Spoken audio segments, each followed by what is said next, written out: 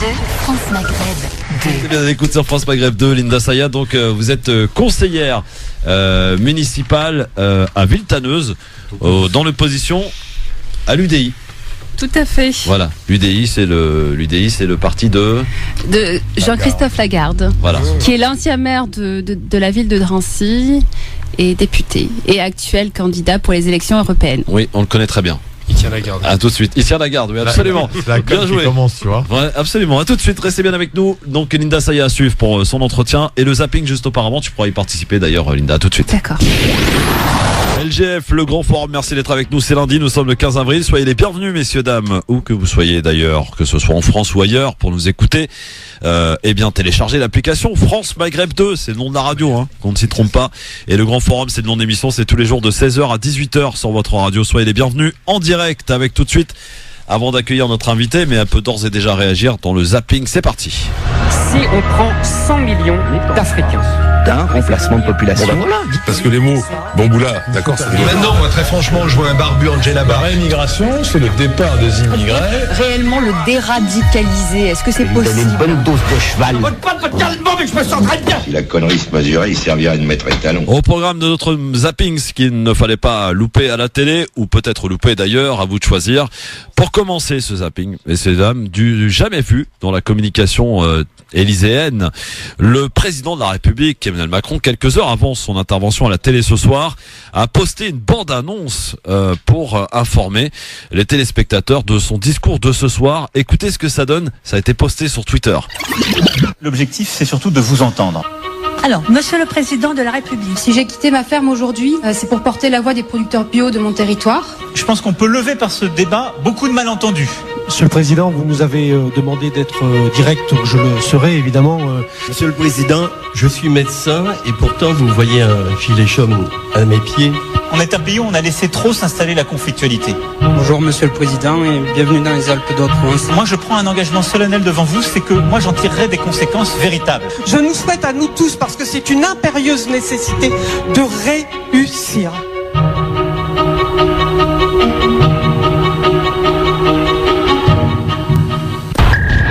Voilà, bande-annonce carrément sur Twitter, messieurs, madame, d'Emmanuel Macron pour annoncer son discours de ce soir. Cette communication 2019, ça vous parle aussi, c'est important ? C'est important si tu te présentes aux élections prochaines. Hein, ouais, ça ressemble vraiment à un clip de campagne, hein, franchement. Ça l'est totalement. Même vu à quel moment il la sort, à quel moment. Tu sais, juste pour répondre aux Français par rapport à son pseudo grand débat. C'est ça, parce que c'est bien ça, hein, ce qu'il annonce ce soir en réalité. C'est pour répondre du grand débat. C'est la réponse, oui, absolument. Faire tout ce coup promotionnel, ça sent l'hypocrisie à plein nez. C'est ça qui est ça perd d'humanisme et de citoyenneté en fait. Évidemment, il va pas se priver de ça. On lui a reproché de pas communiquer et maintenant il surcommunique, c'est logique. Il est dans son rôle de président qui veut que son parti l'emporte, c'est évident. Qu'est-ce qu'on en pense du côté de chez Madame Saya ? Bah écoutez, moi je pense qu'il y a un effet un peu spectacle. Vous savez, quand on prépare un show, il y a une bande-annonce, et puis là il est très attendu parce que là il a vraiment pas le droit à l'erreur. C'est sa dernière cartouche qu'il joue, et qu'il le sait, il n'aura pas de deuxième chance. Alors, autre chose dans le zapping. Bernard-Henri Lévy était l'invité hier de Salut les Dimanches du Terrien, sur C8 de Ardisson. Et si les chroniqueurs se sont tous quasiment pris le bec avec lui, eh bien il y a eu un moment un peu plus violent, un peu plus tendu avec Gilles William Conladen, comme on illustre cet extrait. Écoutez. Phrase, moi, de vous, qui m'est restée et qui me restera longtemps en travers de la gorge, même si c'est vous qui l'avez prononcée, c'est cette fameuse phrase à Globe. Bien sûr, nous sommes résolument cosmopolites. Bien sûr, tout ce qui est terroir, béret, bourré, bref, franchouillard ou cocardier, m'est étranger, sinon odieux. Eh bien, moi, je pense que cette manière de caractériser le peuple français, c'est du mépris. Mais je crois pas que ça soit ça le peuple français. C'est pas du mépris. Mais je crois pas que ça soit ça le peuple français.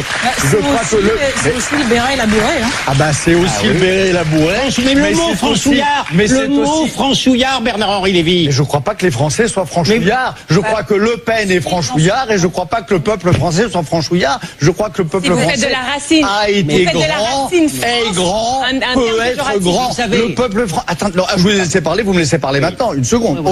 D'abord, la criminalisation de l'anti-islamisme, enfin vous avez rêvé ça. Moi quand je critiquais l'islamisme il y a 20 ans, les gens me jetaient des pierres. Enfin Bernard, il y a 20 ans. Vous savez ce que c'était de critiquer il y a 20 ans? On nous critique islamophobe. Je vous en supplie. Mon cher ami, moi ça fait 25 ans que je dénonce l'islamo-fascisme. Ça fait 25 ans que je dis que l'islamisme radical, c'est pas l'enfant de la misère sociale ou des excuses sociologiques, mais que c'est un enfant de l'islam. Je l'ai écrit, j'ai fait un livre en 1994 qui s'appelait La pureté dangereuse pour construire ce concept-là. Donc j'ai pas de leçon à recevoir de vous là-dessus. Par ailleurs, le peuple français, c'est Pétain et c'est De Gaulle. C'est en effet le Front National et tout ce qui va avec. Et c'est aussi une belle et grande insurrection démocratique. C'est les deux. Et je refuse, moi, cette réduction à laquelle vous procédez, de réduire le peuple français à une affaire de bourré et de béret. Vous n'entendez pas qu'en employant le mot franchouillard, vous n'entendez pas avoir une sorte de mépris par rapport à la Marseillaise, alors que je suis certain que vous vibrez sur d'autres hymnes, a eu tendance à laisser à penser à une partie de la communauté immigrée que les Français étaient des sales racistes. Est-ce que ça, au moins, vous entendez ce que je vous dis? Non, parce que... Vous ne l'entendez pas? Et je ne l'entends pas. À l'époque d'Harlem Désir et de Julien Drey, nous ne cessions de dire au peuple français qu'au contraire, il était grand. Et qu'il était grand quand il acceptait de se séparer de ces démons qui, de temps en temps, le pourchassent et viennent le hanter, et qui prenaient la forme, à l'époque, du Front National naissant. Donc le peuple français, il est grand. Mais à l'époque de SOS Racisme, le simple fait de parler des flux migratoires était déjà consubstantiel d'un racisme franchouillard. Pas pour moi. Gilles William Goldanel, on peut d'un côté dire que cette espèce de politiquement correct dominant aujourd'hui est atroce, et dire en même temps qu'on aimerait un monde où on ne dresse pas les uns contre les autres, les juifs et les arabes, et ainsi de suite. Moi, c'est pour ça que je me suis battu toute ma vie. Voilà, bon, j'avoue que c'était un peu compliqué et dur à entendre tout ça, mais Bernard-Henri Lévy et God Laden qui se fricotent sur un plateau de télé, qu'est-ce que ça vous évoque, mon cher Gamal? Ça me fait rigoler parce qu'on voit plusieurs images. Alors quand on connaît un peu la sociologie de la population juive, pour faire simple, c'est l'Ashkénaze contre le séfarade, c'est le juif honteux contre le juif de combat. Alors le juif honteux, évidemment, c'est God Laden, puisqu'il a sa fameuse télévision qu'il appelait la France Libre TV, donc une sorte d'amour illimité d'un pays, d'une terre d'adoption, ce que je comprends, et pas pour aller là-dessus. Puis de l'autre côté, ils sont tous les deux oppositionnistes, c'est pour ça que c'est assez amusant. Et de l'autre côté, on a un BHL qui veut montrer qu'il est plus français que le français, en même temps français donneur de leçons, qui en veut à tout ce qui est extrême droite, et surtout qui s'autorise, et c'est très très grave de sa part. Je comprends même pas qu'il ait pas pris un procès pour ça. De parler d'islamo-fascisme, comment, alors lui, il est juif algérien pour le coup, comment cet imbécile heureux peut parler d'islamo-fascisme s'il connaît... Tu retires imbécile, s'il te plaît. Heureux alors. Non, oui, voilà. Heureux. Pas d'attaque. Non, c'est pas une attaque insultante, c'est pour dire imbécile heureux dans le sens de quelqu'un qui n'a pas les connaissances. Oui. Comment peut-il dire, je n'insulte pas du tout, c'est vraiment une démarche pour dire heureux dans le sens où il comprend pas les choses. Oui, non, mais j'ai bien compris, mais voilà. Mais je précise. Les mots ont leur importance, mon cher Gamal. Voilà, mais c'est pour ça que je dis imbécile heureux dans l'expression populaire, qui est consacrée à savoir quelqu'un d'ignorant à ce point vient mélanger le fascisme, qui est une idéologie qui est née en Italie, qui a été après empruntée par évidemment Franco, par Salazar et surtout par Hitler. Le fascisme, c'est quoi? C'est un racisme structurel, un racisme de combat, un racisme qui a conduit à la mort de millions d'individus, et le mélange avec l'islam qui ne connaît pas le racisme. Il faut quand même rappeler que l'islam est inclusif et pas exclusif comme l'était le fascisme. Donc quand monsieur BHL, qui oublie qu'il est d'origine arabe lui aussi, ou maghrébine au mieux, dit islamo-fasciste, il s'insulte lui-même. Il se rend même pas compte de sa stupidité dans le terme. Vous voyez ce que je veux dire? C'est pour ça que je dis par rapport à ça, de voir deux personnalités comme celle-là qui sont pas forcément sympas. J'ai une sympathie plutôt pour God Laden, pour lequel je partage pas les opinions par rapport à Israël, mais au moins il a l'honnêteté de son combat que n'a pas BHL. Tu partages l'avis de Gamal aussi? Oui, je partage. Ouais. Après, leur débat, il a même pas lieu d'être, parce que voilà, je trouve ça un peu marrant. BHL qui l'appelle mon cher ami, on voit que malgré tout, il y a beaucoup de complaisance. Oui. Si tu mettais en face de BHL pour les mêmes propos un jeune rebeu de quartier, ou si tu mettais un opposant proche de l'islam ou autre chose, il répondrait pas de la même manière. Et de la même manière, si tu mettais en face de Golnadel une autre personne que BHL, il ne questionnerait pas, il aurait moins de retenue, il parlerait pas de la même manière. Donc voilà, c'est plein de complaisance. Du coup, leur débat. En plus, je vois que il fait un raccourci qui est très dangereux déjà par rapport aux Français. quand il parle de béret, etc. Je suis tout à fait d'accord avec Goldnadel. Il fait un raccourci qui est très dangereux et en plus juste après il cite le Front National et l'extrême droite. Donc il est là le raccourci. Il lui pose une question sur son approche par rapport à ce qu'il avait dit et lui il rétorque en citant déjà d'une première sujet en parlant de l'extrême droite. Donc je pense qu'il n'y a pas de réel hors sujet. Il y a un lien dans sa pensée avec l'extrémisme et le béret, de la même manière qu'il y a un lien avec le voile et l'islam pour lui à ses yeux. Enfin un lien entre le voile, entre l'islam et le terrorisme, aux yeux de BHL. Et le deuxième hors sujet qui est flagrant et phénoménal, je sais même pas qu'est-ce qu'on a à faire là-dedans dans ce débat, l'islam, les musulmans et compagnie encore une fois. Et ils ont trouvé un terrain d'entente. Vous avez vu que dans le débat qu'on a entendu, c'est le seul terrain d'entente qu'ils ont eu encore une fois, c'est qu'on tape sur le monde musulman. Est-ce qu'on est un peu comme ça, l'UDI, Linda Saya? L'islamo-fascisme, ça a bonne presse chez vous? Non, enfin... Je pense qu'il n'y a pas lieu de taper sur l'islam. Enfin, je veux dire, on a beaucoup de musulmans en France. Ça, on est d'accord. On est dans un pays où il y a un principe de laïcité. Chacun doit pouvoir vivre ensemble, de manière tranquille et en respectant les uns et les autres. Mais dans ce que j'entends là, c'est plus un discours de sourd, quoi. On a l'impression que c'est un remake d'une pièce de Ionesco. On comprend pas trop ce qu'ils disent. On parle de tout et n'importe quoi. Il y a un mélange de concepts qui se rattachent à des références historiques, politiques et religieuses qui sont fortes. Plutôt un mélange douteux, je trouve même dangereux, surtout dans le contexte actuel. Autre clash, parce qu'il y en a eu un autre ce week-end à la télé, c'était samedi soir, dans l'émission On n'est pas couché de Laurent Ruquier. Il recevait Georges Malbruno et Christian Chesneau pour la sortie du livre Qatar Paper. Comment le Qatar finance l'islam d'Europe et l'islam politique, une espèce de mise en garde contre l'influence politique pour vendre leur livre. Certains arguments ont dérangé un certain Jérémy Ferrari. Lui aussi invité de l'émission. Le ton est rapidement monté entre les journalistes. Écoutez.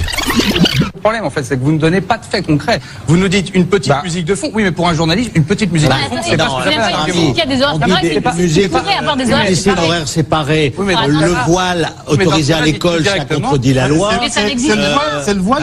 Non, mais c'est une revendication. La petite musique de fond, c'est la musique frères musulmans derrière. C'est quoi la petite musique frères musulmans? C'est Youssef Al-Qaradawi, un prédicateur égyptien qui est abrité au Qatar depuis 40 ans. Eh bien, je vous conseille d'aller écouter certains de ses prêches. Attendez, j'ai pas terminé, cher ami. Écoutez, terminez, s'il vous plaît. Regardez ce qu'il dit sur les homosexuels. Regardez ce qu'il dit sur les juifs. Regardez ce qu'il dit sur les femmes. Eh bien, si, c'est de ça, cher ami. C'est de ça, cher ami. Non. C'est de ça. On vous demande, dans ce que vous... Non, parce que dans les établissements qu'on a visités, on est allé voir les bibliothèques. Dites-nous ça, alors. On est allé visiter les bibliothèques. On a dit, tiens, là, tu as un livre de Sayed Qutb. Sayed Qutb, c'est un peu le théoricien, l'héritier du djihad. Et lui, il théorisait le djihad offensif-défensif. Alors, dans quelle école vous avez donnez-nous des exemples concrets? Il y en a plein le livre. Vous l'avez lu le bouquin? Mais non, mais c'est. Alors, lisez-le. Tous les gens qui sont là sont des gens qui n'ont pas lu le bouquin, plutôt vous venez le vendre. Non, mais par définition, vendez-le avec des vrais arguments. Et les vrais arguments, ils sont dans le bouquin. Je suis pas en train de dire que vous mentez. Voilà, donc un débat encore une fois entre Malbruno et Chesneau et Ferrari, donc qui était en train d'attaquer un petit peu ces deux journalistes. Gamal, encore une fois, on parle que d'islam finalement. On se dispute que sur l'islam. On n'a pas trop compris l'histoire. T'as compris? Si, j'ai compris. Le problème, c'est qu'ils pas suivi, moi. Ils ont d'abord, c'est très décousu. Qu'est-ce qu'il faisait Ferrari là pour le coup? Qu'est-ce qu'il il était là en tant que non, c'était un autre invité dans l'émission. Il voulait défendre un autre truc et il était pas d'accord contre les arguments donc énoncés par Malbruno et chez nous, c'est tout. Voilà, donc c'est pour ça que le ton est très vite monté. Le problème, c'est que moi, ce que j'aime pas dans ces histoires, c'est que. Qu'est-ce que t'aimes pas, Gamal? Le Qatar en prend plein la tronche, faut être très clair. Ils sont contents quand ils financent le PSG ou qu'ils sauvent quelques entreprises françaises. En revanche, ils s'en prennent plein la tronche. Mais entre le Qatar, qui peut poser problème sur un plan des idées, mais c'est des frères musulmans, donc c'est pas les plus violents, et l'Arabie, qui est extrêmement violente, c'est le wahhabisme, c'est ce qu'il y a de pire dans le monde musulman, le plus arriéré au monde. À choisir entre les deux et critiquer entre les deux, je trouve qu'il n'y a aucun livre qui sort contre l'Arabie, alors qu'eux sont vraiment le bras armé de la violence à travers le monde. On a oublié quand même le 11 septembre, ça vient d'Arabie, ça vient pas du Qatar. Bon, autre sujet, vous savez qu'en ce moment on parle beaucoup de la gifle, hein, la gifle qu'on donne aux enfants. Il y a une campagne qui a été lancée alors que on apprend que 70% des parents y auraient recours. Écoutez. C'est un chiffre édifiant. 71,5% des parents ont recours à la gifle. Tu entends ce que je te dis? La plupart occasionnellement, avec parfois quelques regrets. J'ai dû donner 1 ou 2 gifles, allez, en toute honnêteté. Vraiment dans des moments de grande colère où je pouvais pas me contrôler. Pour d'autres, comme ce père de 3 enfants, les petites gifles ou fessées n'ont rien de dramatique. Une petite tape sur la main ou une légère fessée, moi ça m'a jamais fait de mal. Et je suis certain que quand c'est fait avec parcimonie et justice, il n'y a aucun problème. Un avis qui n'est pas celui de l'association Stop VO, à l'origine de ces clips déjà connus du grand public. Aujourd'hui, elle lance une nouvelle campagne de sensibilisation avec ses affiches. Choisir l'amour et la tendresse plutôt que l'humiliation et la peur.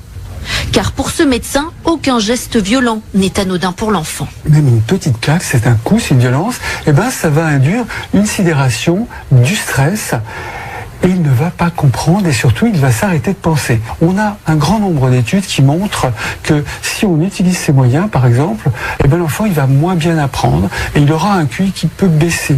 Des conséquences réversibles selon lui, avec une éducation bienveillante, c'est-à-dire sans cris, paroles ou gestes humiliants. Or aujourd'hui en France, près de 9 parents sur 10 avouent pratiquer la violence éducative ordinaire.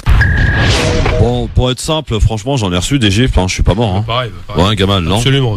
Est-ce qu'on en fait pas encore un peu trop, là? C'est encore un plat énorme. Hein? Yacine, on se trompe de problème. Ouais. C'est quoi le problème, selon toi? Non, c'était une phrase que j'aimais bien. Je voulais bah d'accord, tu voulais la placer comme ça. Après, il y a gifle et gifle, hein. Ouais. Non, parce qu'en plus, une gifle reçue sur un visage, ça fait mal. Oui, oui, mais bon, voilà. Ma mère, c'est une adepte de la gifle, je le dis ici en direct. Mais c'est une solution, pourquoi? Mais je sais pas, elle était vénère, donc je l'ai énervée. Donc elle était dépassée. Ouais, elle était énervée, donc elle n'arrivait pas à venir à bout de son fils, donc elle lui met une gifle, voilà. Non, mais qui n'a pas pris de fessée ici? La question elle est posée, parce que Dolto les a fait un numéro, mais dans les faits, qui n'a pas pris de fessée méritée, je parle, honnêtement. Bah voilà, je pense que sinon on s'en dit long. Non mais je pense qu'il y a une évolution de l'éducation. Okay, c'est vrai que à l'époque peut-être c'était plus toléré qu'aujourd'hui. Voilà, parce que même au niveau des professeurs, ça pouvait arriver que le professeur corrige l'enfant. Bon. Mais après on a aussi des récits d'adultes qui pénaliser, sont traumatisés. On veut pénaliser cette gifle a priori. Faut pas la vulgariser, voilà. je pense. Un dernier truc dans le zapping et pas des moindres, s'il vous plaît, c'est la révélation d'un mensonge d'État. Et la preuve, elle vient d'être apportée par la direction du renseignement militaire français, indirectement, à sa décharge depuis des mois et des mois. Vous le savez, Emmanuel Macron et le gouvernement français ne cessent de dire que les armes que Paris vend à l'Arabie Saoudite et aux Émirats Arabes Unis ont une utilisation uniquement défensive. Eh bien, c'est faux. Selon les révélations de Radio France et du site d'enquête Disclose, qui publie un rapport, tenez-vous bien, de la direction de renseignement militaire, des armes françaises ont bien été utilisées contre des civils dans la guerre au Yémen. Alors du côté d'Amnesty International, on se félicite d'avoir enfin les preuves de ce qu'on dénonçait depuis plusieurs années. Écoutez Émeric qui travaille sur le dossier des armes au sein de Amnesty. Voici ce qu'il dit.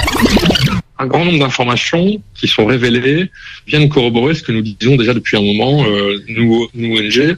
Ce qu'on apprend, c'est que le ministère des Armées, la direction du renseignement militaire ont fait un effort de listage des armes françaises employées par l'Arabie Saoudite et les Émirats Arabes Unis au Yémen, en indiquant parfois qu'ils ne sont même pas au courant que tel type d'armes serait déployé, ce qui est quand même préoccupant.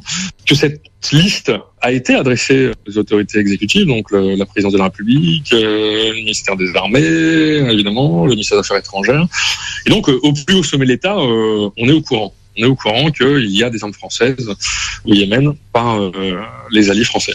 L'ensemble des éléments listés, de la façon dont c'est rapporté, indique qu'il y a un risque considérable que les équipements français puissent servir à commettre des atrocités. C'est incroyable quand même ces révélations, messieurs. Émeric Elouan, donc d'Amnesty International, qui se félicite de ces révélations. Bon, voilà, on y croyait tous finalement. Hein, ça ne choque pas, je sais pas pour les gens. Non mais le fait que ça soit révélé maintenant au grand jour, quoi. Moi je suis choqué. Ah oui, en fait, pourquoi la France elle vend des armes à l'Arabie Saoudite, ça tout le monde le sait, on le sait.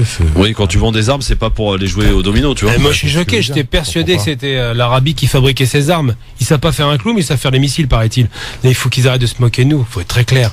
Quand on vend des armes, l'objectif il est évident, c'est de faire la guerre, il y a pas de secret. Bah oui. Et en aucun cas de se défendre, l'Arabie est défendue par l'Amérique, on l'a vu en 91.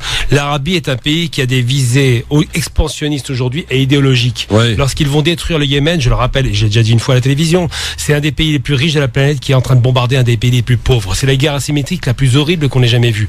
Donc de là à faire semblant d'oublier que les Français vendent des armes, c'est un sketch. Bon, Linda Saya, c'est à vous, ma chère Linda, dans un instant sur France Maghreb 2, le temps d'une petite pause et dans un instant l'entretien donc de Linda Saya, conseillère municipale villetaneuse, conseillère municipale dans l'opposition de l'UDI, au sein de l'UDI, et vous êtes de l'UDI donc Linda Saya.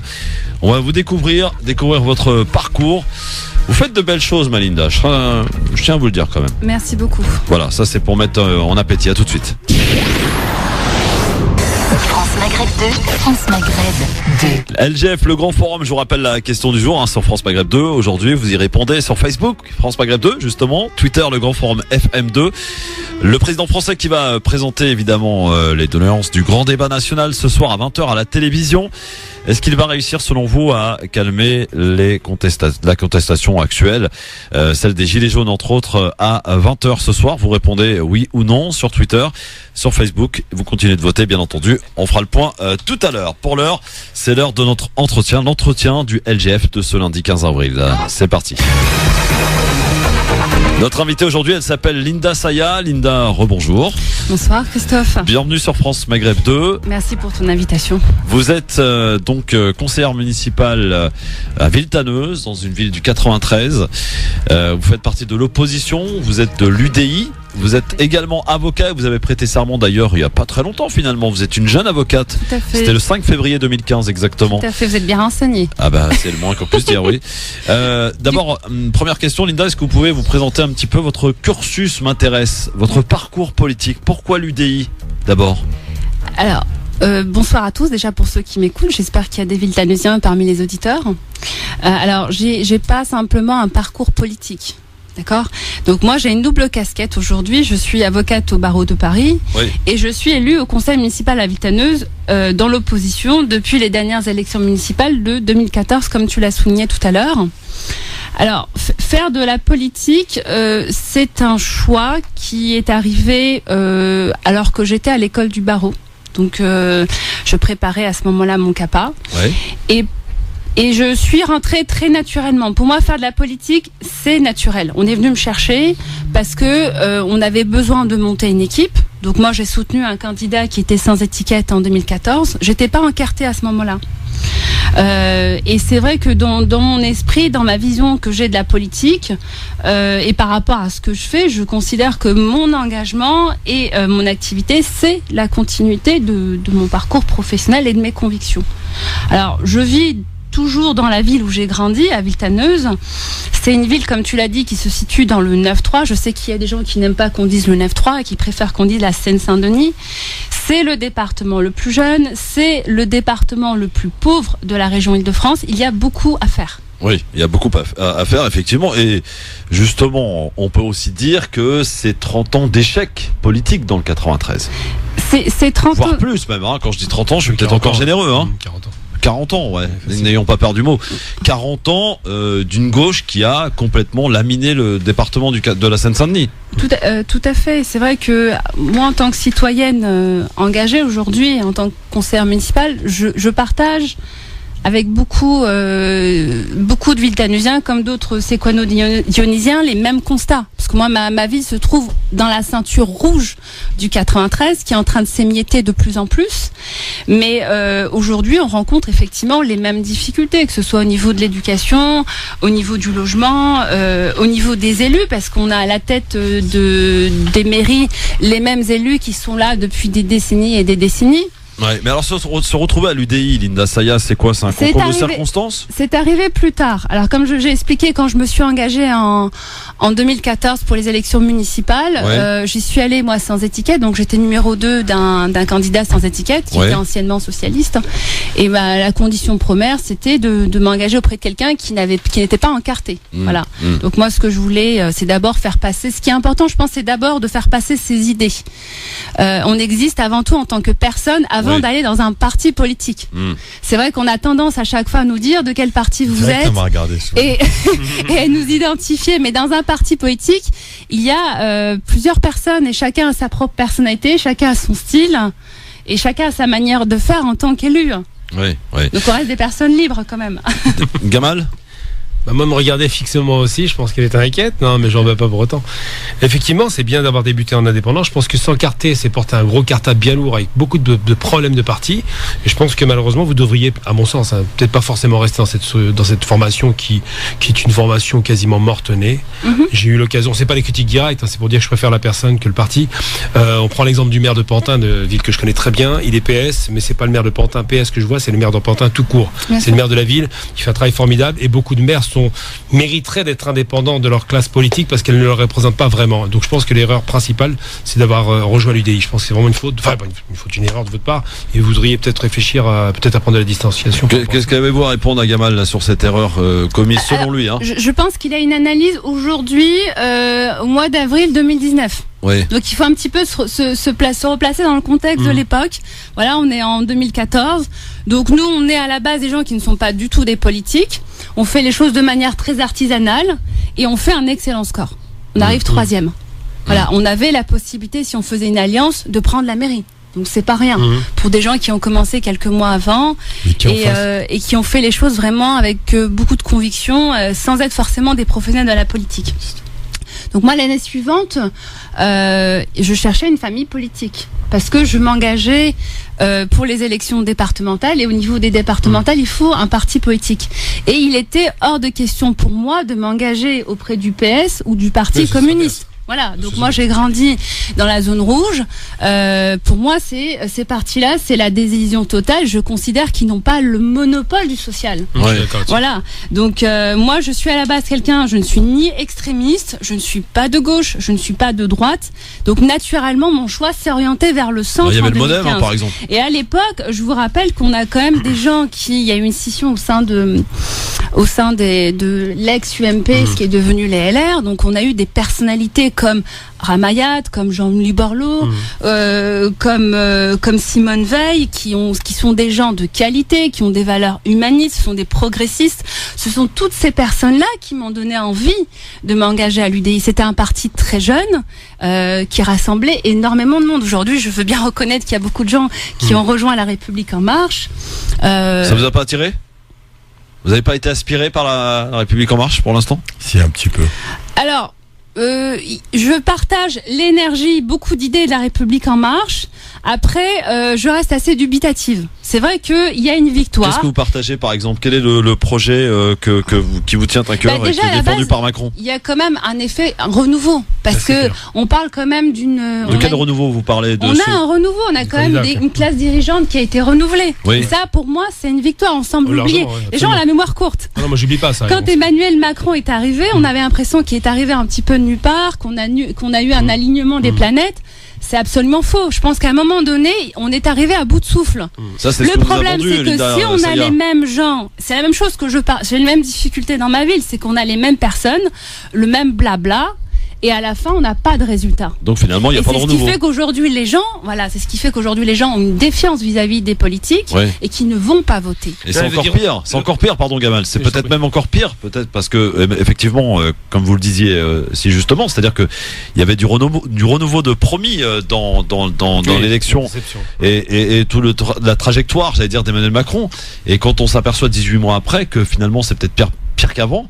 Là, ça peut être extrêmement dangereux et ça peut encore davantage, j'allais dire, creuser ce fossé qu'il y a entre les Français et la politique et les politiques. Alors, radicaliser même. Oui, voilà, c'est ça. On le voit d'ailleurs. Le mouvement des Gilets jaunes, 5 mois d'existence, qui aurait parié là-dessus?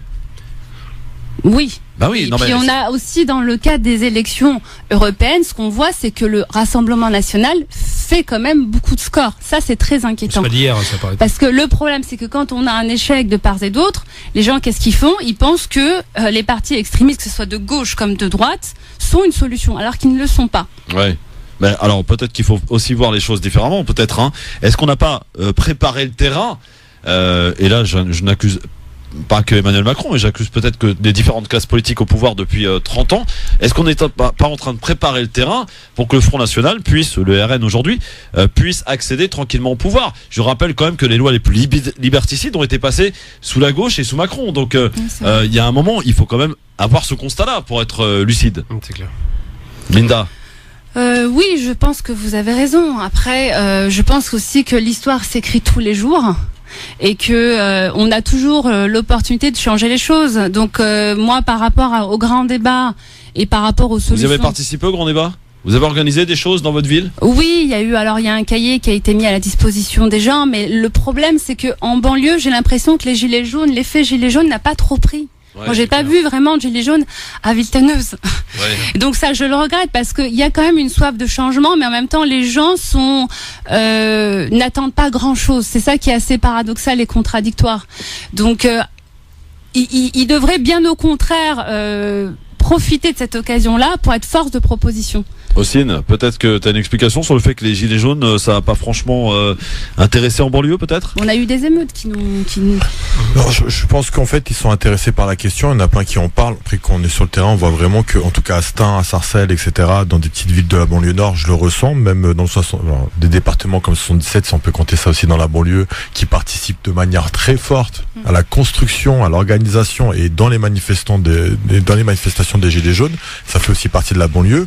Le 91. Après, c'est vrai que la petite couronne parisienne, on la voit pas dans les manifestations ou dans un nombre très très restreint, qui est pas significatif, qui est pas visible. Par contre, dans les consciences, il y a une prise de position par rapport au sujet. Il y a aussi mais ils prennent parti pour les gilets jaunes. Globalement, c'est très rare que des personnes dans les quartiers prennent une position en face. Ils ressentent une proximité avec les revendications des gilets jaunes, donc c'est juste un frein pour aller manifester. Lesquelles elles sont simples. Sinon toute la jeunesse serait dans la rue avec eux. C'est vraiment la peur, l'habitude, les mauvais souvenirs des émeutes, les mauvais souvenirs des descentes sur Paris pour des manifestations même étudiantes. Tout ça, on sait très bien que ça va encore nous tomber dessus. C'est un message inconscient qui s'est passé d'une oreille à l'autre dans les quartiers, et c'est ce qui a freiné vraiment le mouvement populaire des jeunes, des quartiers, des habitants, etc. On sait toujours que quand la police elle tape souvent et plus facilement sur nous. Donc voilà. Moi, je voulais juste faire aussi une petite interlude, parce une petite aparté. Vous aviez dit ce qui vous avait attiré par Macron, parce qu'à un moment donné, vous vouliez vous tourner vers peut-être En Marche. Vous aviez hésité peut-être à un moment donné. Il y avait des choses qui vous plaisaient en tout cas. Je vais pas cacher que j'ai été approchée. D'accord. Voilà. Après, c'est pas un parti politique, c'est un mouvement. Oui. Donc à un moment donné, on peut aussi se poser la question de la compatibilité. Donc après, au-delà d'un parti politique, c'est quelles sont les différentes mesures que vous allez mettre en place. Moi, il y a des mesures, par exemple, qui sont mises en place par le gouvernement que je partage. Après, je pense que le gouvernement devrait aller plus loin. J'attends beaucoup de ce grand débat. Donc, il y a des propositions qui vont être faites. C'est vrai qu'il y a eu l'émeute en 2005. Si ça n'a pas trop pris, on est plutôt traumatisé dans les banlieues. J'aime bien le mot révolte plutôt qu'émeute, hein, parce que j'ai entendu 2 fois, c'est révolte. Hein. Oui, révolte. Parce que les émeutes, ça donne ce que je disais une fois. L'émeute, c'est la meute qui se révolte. Alors que la révolte, c'est réfléchi, construit, c'est contre l'injustice sociale. Donc je parle de révolte parce qu'ils se sont révoltés contre ça. Oui, il y a eu un ras-le-bol, mais c'est vrai que on l'a pas trop vu dans les banlieues. C'est un peu le problème. Parce que moi, ce que j'observe sur le terrain, c'est que les gens veulent ce changement, mais ils n'ont pas forcément la culture politique. Et je crois que la confiance, elle est tellement brisée qu'ils n'attendent plus vraiment des politiques. Ils peuvent accueillir de bonnes politiques, mais ils prendront pas souvent l'initiative de le faire. En tout cas, ça prendra pas l'apparence d'un combat politique. On peut voir des actions qui seront menées au sein des quartiers, mais surtout dans le milieu associatif. Et c'est pour ça, justement, je comprends pas pourquoi votre adhésion à un parti politique, si en reprenant les phrases que vous venez de dire, vous avez conscience que les citoyens recherchent autre chose que la politique en général, comme elle est présentée par les partis. Peut-être qu'ils recherchent quelque chose de plus citoyen, quelque chose de plus proche d'eux. Et je pense qu'avec un score qui vous approche, qui vous met en 3e position dans la municipale, je pense qu'il faut vraiment se lancer sans étiquette, surtout qu'à Villetaneuse, vous avez prouvé que c'est possible. Capable. Et ça marche. Hein. Alors moi, ce que je veux dans ma ville, oui. Alors ça va peut-être être un scoop pour les Villetaneusiens qui m'écoutent, parce qu'il y a rien eu encore d'officiel, il n'y a pas eu de déclaration officielle. Moi, ce que je veux, parce que j'ai quand même ma liberté, mon indépendance, j'ai quand même mon identité locale dans ma commune, parce que c'est la commune où j'ai grandi, c'est la commune où je vis. Les gens, je les rencontre au quotidien. Donc moi, ce que je dois proposer à Villetaneuse, c'est du sur-mesure. Vous voyez, d'une ville à une autre, on n'a pas forcément les mêmes problématiques. Vous prenez par exemple le département l'Ouest, on est encore dans la zone rouge. Dans d'autres villes, ça a déjà basculé. Il y a des villes qui ont déjà entamé un processus de changement. Je pense par exemple à la ville voisine comme Épinay-sur-Seine. Donc je salue le maire Hervé Chevreau. Saint-Ouen, la ville de Saint-Ouen, avec de la noix. C'est vraiment des villes qui sont pour moi des modèles parce que ce sont des villes qui sont dynamiques et qui aujourd'hui ont décidé de rompre avec ce passé et de dynamiser la ville.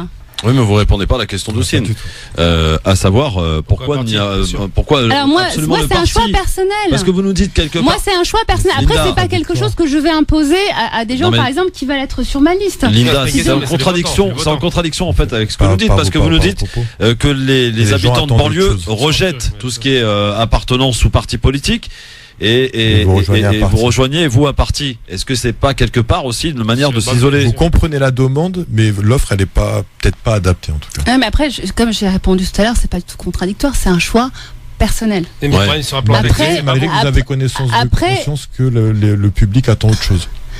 Après, je suis pas dans je suis pas dans la conversion. Ouais. C'est-à-dire que quand je vais voir les gens, moi, je vais les voir d'abord en tant que citoyenne engagée, en tant que viltanusienne. Donc moi, quand je vais voir les gens, je parle de ce qui se passe, des problèmes. Parce que c'est ça le problème aujourd'hui. Pourquoi les gens rejettent la politique? C'est parce qu'en fait, aujourd'hui, quand on leur parle, c'est trop abstrait. Ça répond pas forcément aux préoccupations quotidienne non, il n'y a des pas gens. Que ça. Non, faut être très clair. Tout à l'heure, il y a c'est ça le vrai problème. C'est pour ça qu'il y a une rupture. Alors, juste un truc. Alors, vous pensez que personne avec une étiquette UDI d'un quartier, c'est pas la première fois que ça arrive dans des quartiers. On fait semblant de les écouter, surtout en période électorale, etc. Moi, je fais pas semblant. Je ne dis pas que vous faites semblant, mais l'étiquette que vous avez, elle porte à croire que vous faites semblant. Alors, pour un électeur qui est dans le critère que vous avez dit juste avant, qui n'attend plus rien de la politique en elle-même, mais qui attend plus de quelqu'un qui est citoyen comme lui, etc. Le fait qu'il ait une étiquette derrière, et oui, vous portez les casseroles, vous portez les polémiques de ce parti. Peut-être qu'il y en a pas encore, mais futur. Faut être vraiment. Moi, j'aurais pas la force de porter les soucis d'un parti politique. En France, de l'extrême gauche jusqu'à l'extrême droite, ils peuvent être islamophobes à tout moment.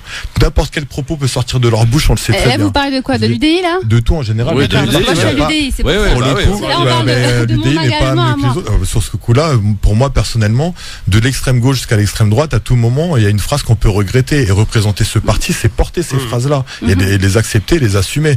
Et juste tout à l'heure, par exemple. Si demain je devais entendre ce genre de propos, croyez-moi que je serais la première à lutter parce que c'est aussi un de mes engagements. Parce que moi, je suis dans une ville où on ne vote pas beaucoup. On a plus d'une personne sur deux. C'est ça mon gros problème. Parce que si vous voulez aujourd'hui, si je prends moi les résultats de 2014 par rapport à ma mairesse, elle a été élue sur la base de 1000 voix au premier tour. Qu'est-ce que c'est que 1000 voix dans une ville de presque 13 000 habitants? Ouais. C'est ça les vrais problèmes. C'est pas mon engagement personnel par rapport à l'UDI. Mais le problème, c'est que le vrai problème, c'est d'intéresser les gens à la politique. Pourquoi? Parce que la politique prise à la base au sens noble, c'est l'affaire de tous. Gamal. Tout le monde devrait être concerné par la politique et je pense qu'un grand nombre de personnes devraient s'engager pour défendre leurs idées. Moi, je vous aime bien, franchement, dans le discours. Le seul problème, c'est que moi, j'aime bien la citoyenne engagée. J'aime bien celle qui s'est présentée sans étiquette et fait 38%, si je ne me trompe pas. J'aime bien voir ce genre de personne qui relève des défis, qui a compris que Macron a fait un carton, non pas avec un parti, mais un mouvement, parce qu'il a enfin, il nous a débarrassé des socialistes. J'ai aussi créé mon mouvement. Mais justement, voilà, vous parlez du parti politique, mais j'ai créé mon propre mouvement dans la vie qui s'appelle le Réveil Viltanusien. Et c'est ça qui est une erreur. Comment on peut, et je vais donner des noms pour être méchant, mais comment on peut s'associer à l'UDI, dont les propos d'un meilleur Habib sont éminemment racistes? Je n'ai aucun lien avec cette personne. Bien, mais il fait partie du parti. C'est un parti, c'est un lien organique, malheureusement. Pour tout dire, pour faire simple, Macron a balayé la classe politique, il a cartonné. C'est-à-dire qu'il a compris que les gens ne voulaient plus de la classe politique classique. Tous ces vieux dinosaures qui nous ont imposé pendant 40 ans et qui ont détruit l'économie du pays. Vous arrivez dans un parti qui est aussi un enfant des dinosaures de cette classe politique qu'on veut plus voir. Ce qui se passe aujourd'hui, on voit ça en patron est Lagarde, maire de Drancy, pas l'ancien maire de Drancy. Qui a fait tous ces vieux classiques. Qui a fait quand même du bon boulot. Mais c'est pas le problème. mais c'est pas le problème. C'est ça qui est important, c'est qu'est-ce que vous faites dans votre vie en tant que maire. Non, c'est pas le problème. Le problème, le vrai problème, c'est pas le problème, c'est le parti qui porte des gens qui font de la reproduction d'élite politique. Qu'est-ce que je veux dire par là? Quand une fois j'ai eu un débat à la télévision que j'ai entendu, où on reprochait à une personne de dire vous ne dites pas politicien, dites homme politique. Moi je dis politicien. Vous savez ce que veut dire politicien? C'est quelqu'un qui a fait profession d'une fonction. C'est pas mon cas. Alors je dois vous dire une chose, c'est qu'aujourd'hui je ne perçois aucune. Mais j'entends bien. Non mais c'est important. Excusez-moi parce que je parle de moi et je veux pas qu'il y ait d'amalgame chez les auditeurs. Moi aujourd'hui je suis d'abord avocate. J'ai une double casquette. Voilà. Maître Donc merci. J'entends bien. Donc, un peu de respect. J'ai aussi une casquette politique. Aujourd'hui, je siège au conseil municipal. Je ne perçois aucune indemnité. C'est-à-dire que depuis 2014, je reçois mes projets de délibération, je les prépare, et quand il s'agit de défendre l'intérêt des Viltanusiens, je suis la première à soutenir les Viltanusiens. C'est acté, votre honneur. Je ne discute pas de ça. C'est le rôle de l'opposition. Je suis en train de dire, franchement, ce qui vous grandirait. Non, il y en a qui ont déserté. Hein. Oui, c'est vrai. Voilà. Donc, quand on a des convictions, si on fait ça pour l'argent, je vais vous le dire très, très honnêtement, il y a des gens qui ne siègent plus au conseil municipal et qui ont toujours leur mandat d'élu. Donc à un moment donné, si on n'est plus actif politiquement, il faut se retirer, laisser la place aux gens qui sont plus motivés. Ouais, d'accord. Ce que je veux dire, Linda, c'est pas une attaque que je suis en train de produire. Je suis en train de dire, c'est un appel du pied. Lâchez cette formation. Elle ne vous sert à rien. Si vous voulez être aimé par des gens. Non, mais c'est parce que la liste, je suis pas toute seule à la monter. J'ai une équipe. Évidemment que cette question va se poser parce que dans l'absolu, l'étiquette politique n'est pas nécessaire au niveau le citoyen, il votera pour Linda parce qu'elle est du quartier. Je suis un enfant de Viltaneuse. Voilà, donc il votera pour Linda, il votera pas pour l'UDI. Il votera pas pour un parti qui récupère Linda. Et je dis que Linda qui a fait 38%, elle me plairait si elle emportait la ville. D'autant plus. 44% départemental. C'est encore pire. Voilà. Donc ça veut dire que la prochaine élection, c'est vous. Non, donc laissez l'UDI, ils vous instrumentalisent et après, vous serez un pion qui va sauter devant la transition toute faite, parce que d'autant plus que vous faites des choses intéressantes. Vous avez, par exemple, il y a récemment, là, vous avez été sensibilisé des élèves, 22 élèves je crois si mes infos sont bonnes, à la bonne utilisation des réseaux sociaux. C'est très important ça. C'était à l'occasion de la première journée du droit du droit ou quoi d'ailleurs alors, au collège, du droit au collège. Alors là, je suis pas intervenue en tant qu'élue, je suis intervenue en tant qu'avocate. En tant qu'avocate, voilà. Oui, mais c'est bien. Vous l'avez fait dans votre ville, dans un collège de votre ville. Tout à fait. Voilà. Donc, alors j'ai pris en plus l'initiative de contacter le proviseur, en lui expliquant que c'était une démarche qui a été engagée par le ministre de l'Éducation, comme quoi il y a aussi des bonnes choses qui se font au niveau du gouvernement. On a, je pense, plutôt un bon ministre de l'Éducation. Après, on pourra en discuter sur certaines réformes. Dites ça aux étudiants qui galèrent dans leur parcours. Il n'y a pas que des mauvaises choses. Mais là, en l'occurrence, il a organisé une journée où il permettait à des avocats de se rendre au collège pour discuter de certaines thématiques. Donc c'était une journée qui a été faite en collaboration avec le Conseil national des barreaux et le ministère de l'Éducation nationale. Donc j'ai saisi cette opportunité et je le voulais parce que j'étais une ancienne élève du collège Jean Villard, donc je me suis volontairement rendue dans ce collège parce que c'était pour moi une forme de reconnaissance. Donc j'y suis allée et j'ai été très bien accueillie par les élèves. Et je pense qu'à un moment donné, c'est bien aussi d'avoir des gens qui réussissent au niveau de leur cursus, leurs études et professionnellement, qui donnent aussi l'envie aux autres qui sont plus jeunes de prendre le même chemin, d'embrasser la même profession. Non mais c'est-à-dire que voilà, c'est une belle chose qu'il fallait aussi rappeler, signaler. Et j'y suis retournée depuis pour parler du métier, au Forum des métiers qui a été organisé par le Collège Jean Villard, parce qu'on a un directeur qui est un proviseur qui est assez dynamique, qui a invité différents professionnels à se rendre dans l'établissement pour parler de notre formation et de notre métier au quotidien. D'accord. Alors ça c'est évidemment une belle initiative. On vous posera tout à l'heure quant à vos intentions, vos ambitions, parce que vous en avez évidemment forcément des ambitions donc politiques notamment.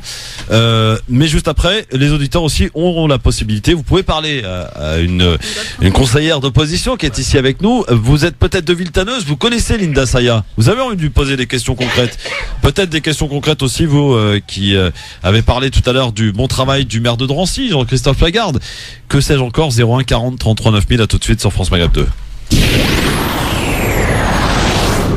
France Maghreb 2, France Maghreb 2. LGF, le grand forum, merci d'être avec nous sur France Maghreb 2 avec Linda Saya qui est avec nous. Linda Saya est conseillère municipale de Villetaneuse à l'UDI et elle est avec nous. Donc on a parlé avec elle de son parcours. Elle est aussi avocate, une avocate toute jeune puisque vous avez prêté serment, c'est comme ça qu'on dit ? Oui, voilà, en février 2015. Le 5 février 2015 exactement.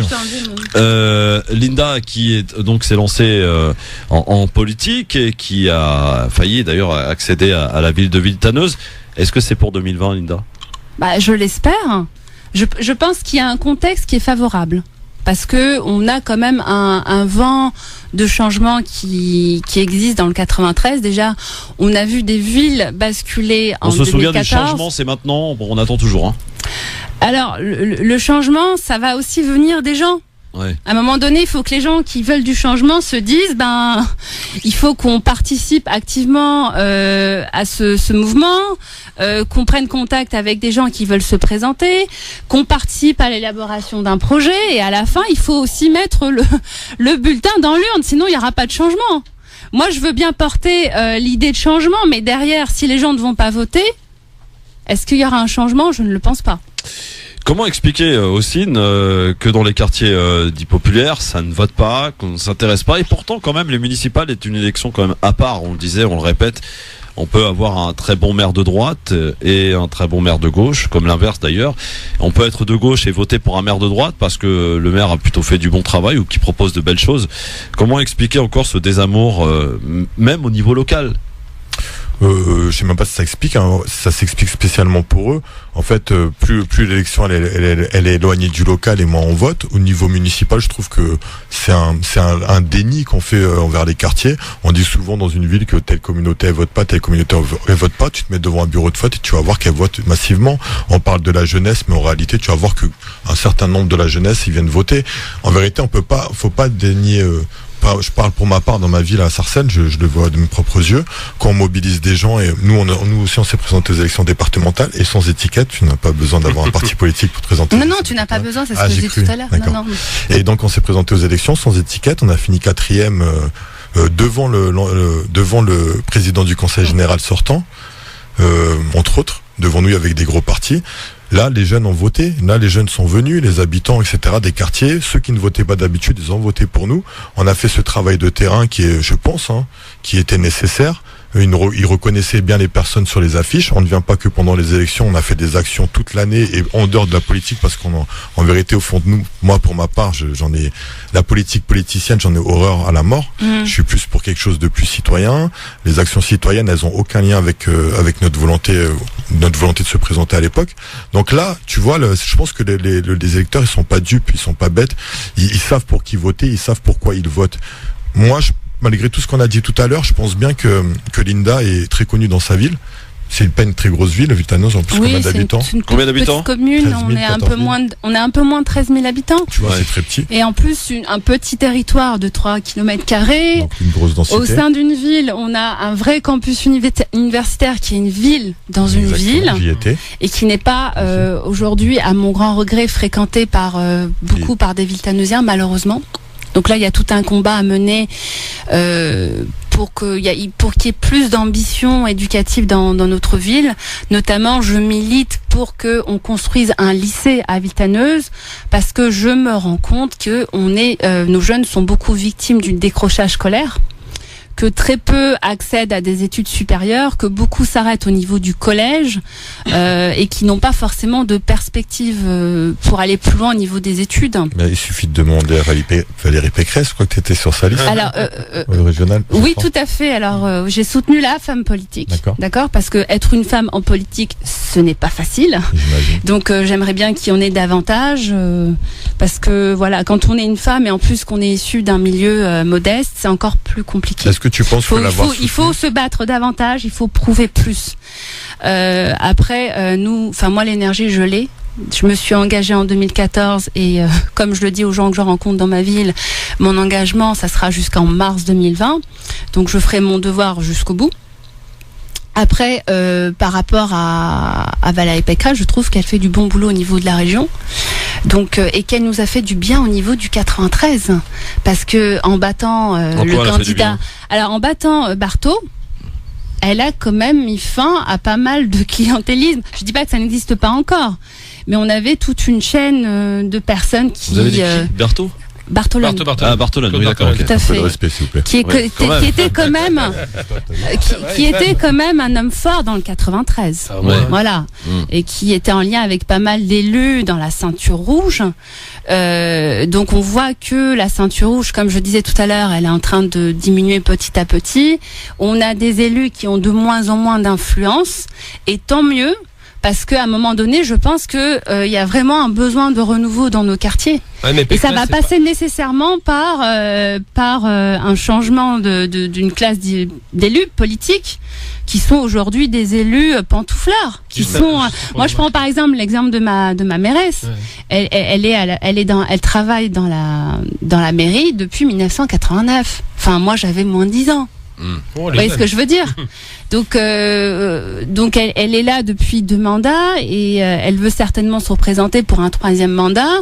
Donc à un moment donné, stop. Il faut laisser la place à d'autres personnes qui. Est-ce qu'il faut limiter les mandats des maires d'ailleurs? Je pense que oui. Alors c'est discuté actuellement. Je pense que c'est en projet. On parle de limiter à 3 mandats.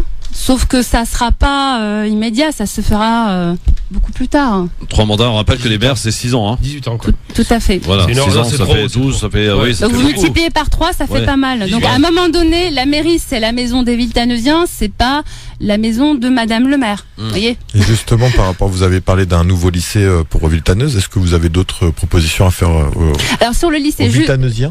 Tout à fait. Alors c'est pas dans le calendrier, c'est pas le temps des propositions. Non mais on sait jamais, peut-être que vous pouvez en profiter. Mais déjà, comme je vous ai dit, j'ai créé un mouvement qui s'appelle le Réveil Villetaneusien en mai 2018. Donc j'ai décidé d'exporter volontairement certains débats du conseil municipal vers l'extérieur. Donc de créer cette relation, parce que c'est ça aussi le problème, c'est qu'il y a une déconnexion. Il faut à un moment donné créer une connexion directe, parler avec les vrais gens. Moi, venir au conseil municipal et discuter avec Madame le maire et sa majorité, c'est pas eux que je vais convaincre. Oui. Sauf qu'aujourd'hui, la difficulté que nous avons dans l'opposition à Villetaneuse, c'est que par exemple, il y a très peu de gens qui viennent au conseil municipal. Ça a lieu en général une fois par mois, un jeudi à 20h30, donc les gens ne viennent pas. Donc les gens n'assistent pas aux prises de décision. En réalité, on a vraiment un processus décisionnel qui est, et ça je trouve que c'est propre dans beaucoup de villes communistes, hein, c'est le cas dans d'autres villes, mais qui est assez opaque. Donc les gens sont plutôt exclus de ce processus de décision, et même pour nous qui sommes des élus et qui représentons une fraction de la population, c'est difficile d'exister, c'est difficile de se faire entendre. Donc le conseil municipal n'est pas filmé par exemple, il n'est pas retranscrit sur le site de la ville, ce que je trouve absolument inadmissible. Donc moi dès 2014, quand on a voté le règlement intérieur au conseil municipal, j'ai demandé à ce qu'on change ce règlement intérieur, et une des modifications que je voulais faire, c'était justement de mettre en place ce système-là pour que des gens qui ne peuvent pas assister parce que pour des raisons professionnelles, personnelles ou familiales, qui ne peuvent pas venir, puissent revoir en replay le débat. Ça se fait dans beaucoup de villes. Voilà. Donc, si vous voulez, pendant des années, on débat, on prend des décisions, on vote. Enfin, on débat oui et non, parce que réellement, elle a quand même réussi à transformer ce conseil municipal en chambre d'enregistrement. Donc, c'est très difficile pour nous. Donc, c'est pour ça que j'ai créé ce mouvement, que j'ai décidé d'exporter les débats directement au sein de la ville, à travers des tracts, des diffusions de tracts, en rencontrant les gens et en discutant directement avec eux. Sur la question du lycée, oui, c'est une question qui me tient à cœur. Alors, en plus, Villetaneuse est dans une zone géographique à pleine commune où les 10 dernières années, on a eu une explosion démographique. Et là, je vais vous dire l'importance des élus. Et c'est que à un moment donné, quand on a une mairesse qui est une des vice-présidentes de l'agglomération et qu'elle sait très bien qu'on a une explosion démographique, donc forcément, il y a un besoin de place dans les lycées qui sera plus important. Donc on doit prendre l'initiative, on doit se battre auprès de la région, parce que c'est aujourd'hui la région qui a la compétence pour financer et pour décider d'un nouveau lycée. Donc malheureusement, ça n'a pas été fait.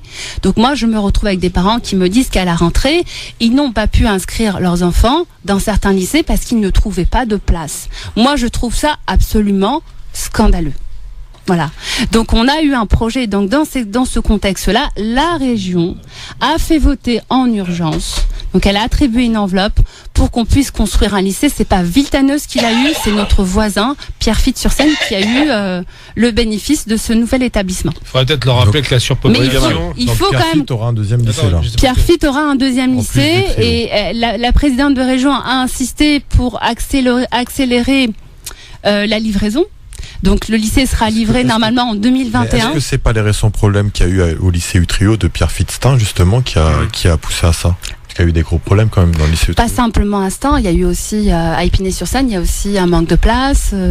Moi par exemple, j'ai une mère qui m'a dit je ne pouvais pas scolariser ma fille à Épinay, donc j'ai dû pendant 15 jours la scolariser à la Courneuve. Mais justement, faudrait quand même rappeler un truc à tous ces élus qui s'amusent avec la jeunesse. Tout à l'heure on parlait de Pécresse, il faut se rappeler qu'elle a sabré tous les budgets de formation. Ça faut le dire, et moi je suis en relation avec des gens qui font la formation, qui ont la rage contre elle parce qu'elle a flingué les budgets, littéralement.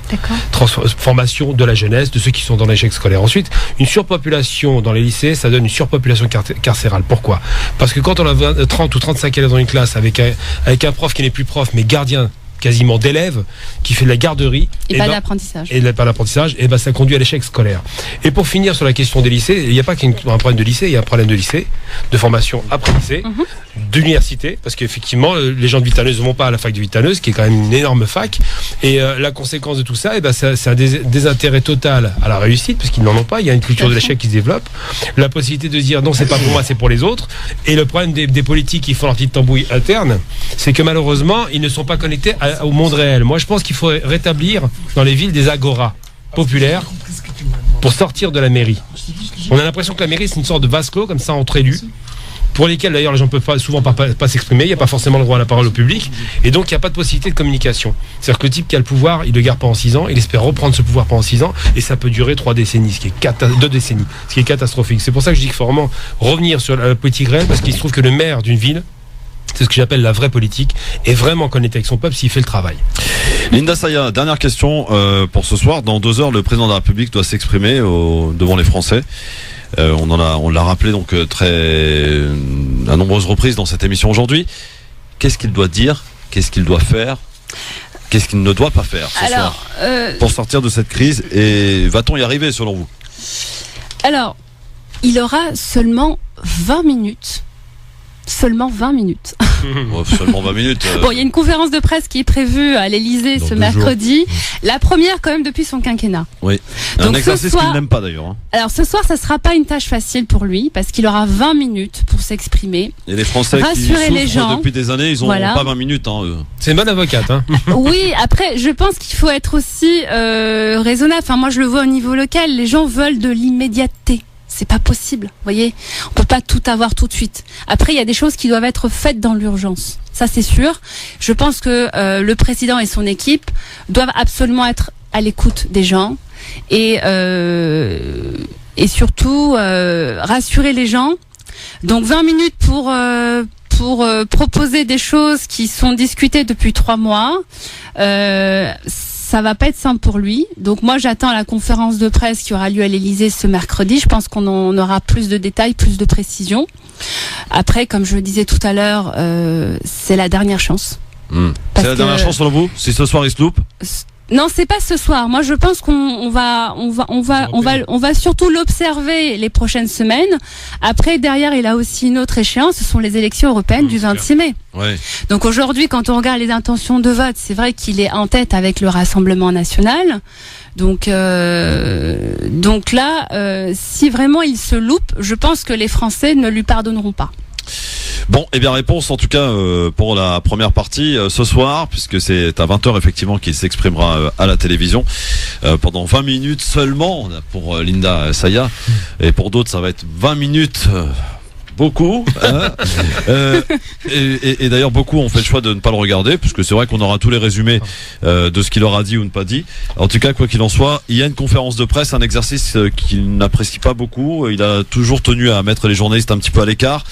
là il s'y prête. En tout cas, c'est un nouveau mode de communication auquel il s'emploie avec cette espèce de teasing qu'il a posté sur Twitter, qui ressemble d'ailleurs à un clip de campagne qu'il a été posté donc sur Twitter aujourd'hui. Réponse ce soir donc à 20h. Merci beaucoup Linda Saya d'être venue répondre à nos questions. Merci Christophe, merci aux aussi intervenants. gentil que un peu moins gentil, mais en tout cas on est là. Et justement, on lui souhaite bonne chance quand même. Faut pas qu'elle pense que. Absolument. On vous souhaite bonne chance pour votre carrière. Bonne chance à vous en tout cas, Linda Saya. Merci d'être venue à notre micro. Merci d'écouter France Maghreb 2 dans un instant. C'est l'excellent Medjahed. 20h ce soir, on va parler foot ce soir avec Parler Sport, Nordi Saleh et l'équipe. Il est 18h. C'est le rappel de l'actualité tout de suite. Bonsoir.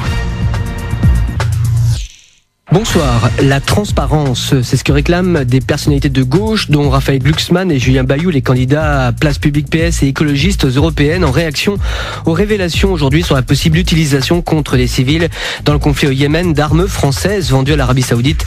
D'après une note du renseignement militaire que s'est procuré le nouveau média d'investigation Disclose, le gouvernement, dans une réponse écrite, assure que les armes, canons, chars dont disposent les membres de la coalition menée par Riyad contre les combattants houthis sont placés pour l'essentiel en position défensive, pas sur la ligne de front. L'association Azer, Action Sécurité Éthique Républicaine, dénonce ce qu'elle considère comme des mensonges répétés de l'exécutif et annonce envisager une action en justice. À gauche comme à droite, les chefs de file de l'opposition mettent en avant une lourde responsabilité d'Emmanuel Macron avant son intervention télévisée ce soir, en affichant la crainte qu'elle ne tourne, je cite, à une opération de communication. Après le grand débat national et en réponse à la crise des Gilets jaunes, le chef de l'État va, selon l'Élysée, annoncer les chantiers d'action prioritaires et avancer les premières mesures concrètes.